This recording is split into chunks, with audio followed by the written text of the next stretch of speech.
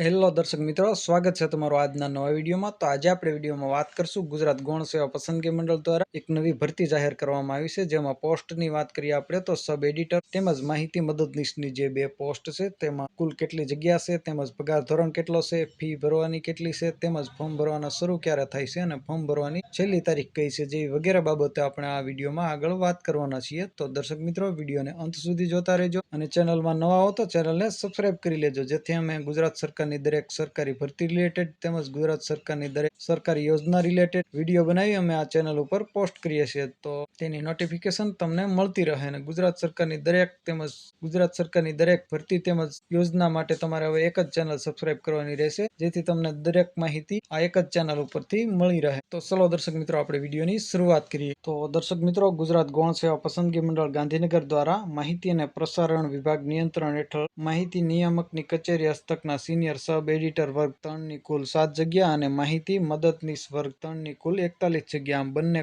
મળીને કુલ 48 જગ્યાઓ માટે સ્પર્ધાત્મક પરીક્ષા મારફતે સીધી ભરતીથી ભરવા માટેની પ્રક્રિયા પસંદગી યાદી તૈયાર કરવા માટે ઉમેદવારો પાસેથી online job application system website મારફત ઓનલાઈન અરજીપત્રકો મંગાવવામાં આવે છે। આ માટે ઉમેદવારોએ online job application system.gujarat.government.in website પર તારીખ 28/7/2025 ના રોજ ફોર્મ ભરવાના શરૂ થાય છે અને ફોર્મ ભરવાની છેલ્લી તારીખની આપણે મિત્રો વાત કરીએ તો 11/8 એટલે કે 11 ઓગસ્ટ 2025 રાત્રિના 12 વાગ્યા સુધી આપણે ઓનલાઈન ફોર્મ ભરી શકીએ છીએ। હવે આપણે જે જગ્યાનું કોષ્ટક છે તેની આપણે વિડીયોમાં વાત કરીએ। તો દર્શક મિત્રો, તમે અહીં સ્ક્રીનમાં જોઈ શકો છો કુલ બે પોસ્ટ છે, જેમાં સિનિયર સબ એડિટર વર્ગ 3 અને તેમજ માહિતી મદદનીશ વર્ગ 3। આમ સિનિયર સબ એડિટર વર્ગ 3 ની કુલ 7 જગ્યા છે અને માહિતી મદદનીશ વર્ગ 3 ની 41 જગ્યા છે, આમ કુલ બંનેની ભેગી મળીને 48 જગ્યા છે। જેમાં આપણે કેટેગરી વાઇઝ જગ્યાની વાત કરીએ તો બિન અનામતની 4 જગ્યાઓ છે, તેમજ આર્થિક રીતે નબળા વર્ગની એટલે કે ઈડબ્લ્યુએસ ની 1 જગ્યા છે, અજાની 1 છે, તેમજ ઓબીસી ની 1 જગ્યા છે, આમ કુલ 7 જગ્યા છે। જ્યારે માહિતી મદદનીશ વર્ગ 3 ની કુલ જગ્યા 41 છે, તેમાં 16 જગ્યા છે તે બિન અનામતની જગ્યા છે, તેમજ ઈડબ્લ્યુએસ ની 4 જગ્યા છે, અજાની 3 છે, તેમજ અનુસૂચિત જનજાતિની 4 જગ્યા છે અને ઓબીસી ની 14 જગ્યા છે, આમ કુલ 48 જગ્યાઓ છે। ત્યાર પછી દર્શક મિત્રો, આપણે વય મર્યાદાની વાત કરીએ તો તમે અહીં સ્ક્રીનમાં જોઈ શકો છો તારીખ 11 ઓગસ્ટ 2025 ના રોજ ઉમેદવારની જે ઉંમર છે તે 18 વર્ષથી ઓછી ન હોવી જોઈએ અને 33 વર્ષ કરતા વધારે ન હોવી જોઈએ, તેમજ સામાન્ય વર્ગના મહિલા ઉમેદવાર તેમજ અનામત વર્ગના પુરુષ તથા મહિલા ઉમેદવાર, માજી સૈનિક, દિવ્યાંગ ઉમેદવારો જે છે તેમને નીચે મુજબ નિયમ અનુસાર વય મર્યાદામાં છૂટછાટ મળવાપાત્ર છે, જે તમે અહીં સ્ક્રીનમાં જોઈ શકો છો। સામાન્ય કેટેગરીની જે મહિલા ઉમેદવાર છે તેમને 5 વર્ષની છૂટછાટ મળવાપાત્ર છે, જ્યારે અનામત કેટેગરીના પુરુષ ઉમેદવારો છે તેમને 5 વર્ષની છૂટછાટ મળવાપાત્ર છે, તેમજ અનામત કેટેગરીની જે મહિલા ઉમેદવાર છે તેમને 10 વર્ષની છૂટછાટ મળવાપાત્ર છે। પરંતુ જે આ વય મર્યાદામાં છૂટછાટ આપવામાં આવે છે તેમાં મહત્તમ એટલે કે વધુમાં વધુ 42 વર્ષ હોવી જોઈએ, એનાથી વધારે ન થવી જોઈએ। તો આપણે જે ઉંમર મર્યાદા છે તેની વાત કરી। ત્યાર પછી દર્શક મિત્રો, આપણે પગાર ધોરણની વાત કરીએ તો જે જાહેરાત ક્રમાંક 326/2025-26 ની જે આ ભરતી છે તેમાં સિનિયર સબ એડિટર વર્ગ 3 ની જે જગ્યા છે તેના માટેના પગારની વાત કરીએ તો પ્રથમ 5 વર્ષ સુધી મળનાર ફિક્સ પગાર જે છે તે 49,600 રૂપિયા પગાર રહેશે, તેમજ જે માહિતી મદદનીશ વર્ગ 3 ની પોસ્ટ છે તેમાં પ્રથમ 5 વર્ષ સુધી મળવાપાત્ર ફિક્સ પગાર જે છે તે 40,800 છે। તો દર્શક મિત્રો, આ જે બે પોસ્ટ છે તેનો પગાર ધોરણ છે। ત્યાર પછી દર્શક મિત્રો, આપણે શૈક્ષણિક જે લાયકાત છે તેની આપણે વિડીયોમાં વાત કરીએ તો minimum 2 year post graduation degree or master degree in journalism એટલે કે ઓછામાં ઓછો જે 2 વર્ષ છે તે તમે માસ્ટર કરેલું હોવું જોઈએ એટલે કે પોસ્ટ ગ્રેજ્યુએશન કરેલું હોવું જોઈએ, જે પત્રકારની ડિગ્રી આવે છે જર્નાલિઝમ અથવા માસ કમ્યુનિકેશનમાં તમે એજ્યુકેશન મેળવેલું હોવું જોઈએ, તે ઉમેદવારો જે છે તે આ ભરતીમાં ફોર્મ ભરી શકે છે, આવેદનને એપ્લાય કરી શકે છે। ત્યાર પછી જે દર્શક મિત્રો અગત્યની એક માહિતી છે, શૈક્ષણિક લાયકાત, વયમર્યાદા તેમજ અન્ય લાયકાતો માટે નિર્ધારિત જે તારીખ નક્કી કરવામાં આવી છે, જે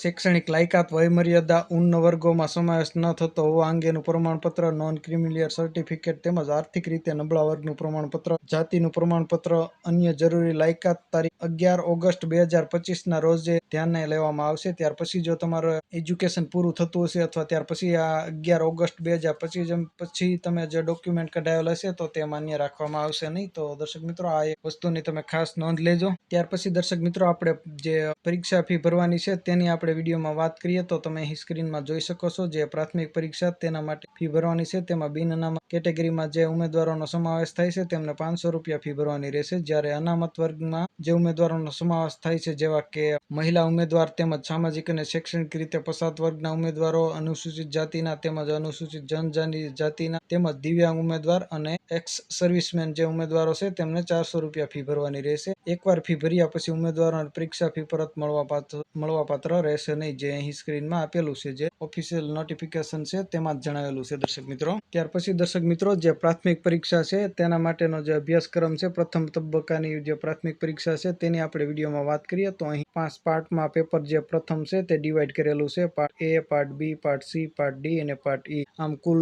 100 માર્ક રહેશે અને 100 ક્વેશ્ચન રહેશે, જે તમે અહીં સ્ક્રીનમાં જોઈ શકો છો। અને સમયની વાત કરીએ તો જો ડ્યુરેશન છે તે 100 મિનિટનો સમય રહેશે। જેમાં વિષયની આપણે વાત કરીએ તો જનરલ સ્ટડી રહેશે એટલે કે જીકે રહેશે, તેમજ હિસ્ટ્રી એટલે ઇતિહાસ રહેશે, તેમજ કોન્સ્ટિટ્યુશન ભારતનું બંધારણ રહેશે, વર્તમાન પ્રવાહો રહેશે, તેમજ ભૂગોળ અને સાંસ્કૃતિક વારસો ગુજરાતનો જે છે તેનો પણ સમાવેશ કરેલો છે। ત્યાર પછી રીઝનિંગ છે તેના 15 ક્વેશ્ચનો રહેશે। ત્યાર પછી વિજ્ઞાન અને ટેકનોલોજીના પણ 15 ક્વેશ્ચનો રહેશે અને public administration and government business and professional ethics જે છે તેના પણ 15 ક્વેશ્ચન છે। ત્યાર પછી જે લાસ્ટ ટોપિક છે તે જર્નાલિઝમ એટલે કે પત્રકારને લગતો જે સિલેબસ છે તેમાંથી 25 ક્વેશ્ચનો લેવામાં આવશે। તો પ્રથમ જે પ્રાથમિક પરીક્ષા છે તેના આપણે આ સિલેબસની વાત કરીએ। હવે જે બીજા તબક્કાની મુખ્ય પરીક્ષા છે તેની આપણે વિડીયોમાં વાત કરીએ મિત્રો। ત્યાર પછી દર્શક મિત્રો તમે અહીં સ્ક્રીનમાં જોઈ શકો છો જે બીજા તબક્કાની મુખ્ય પરીક્ષા વર્ણનાત્મક પરીક્ષા છે તે અહીં સ્ક્રીનમાં તમે જોઈ શકો છો। તેનો અભ્યાસક્રમ આપેલો છે જે નીચે મુજબ છે। તેમાં 3 પેપર રાખવામાં આવેલા છે, જેમાં પ્રથમ પેપર છે તે ગુજરાતી ભાષાનું છે, બીજું પેપર છે તે ઇંગ્લિશ ભાષાનું છે અને ત્રીજું પેપર જે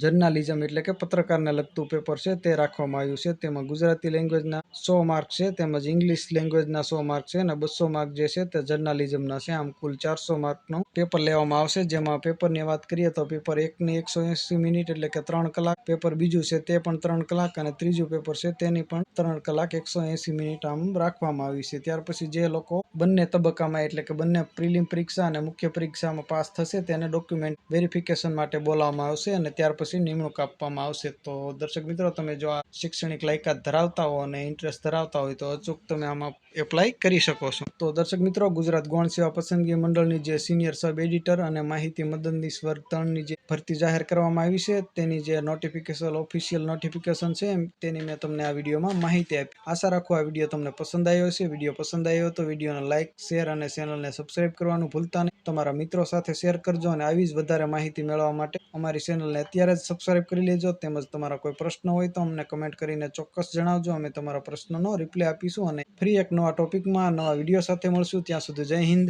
વંદે માતરમ।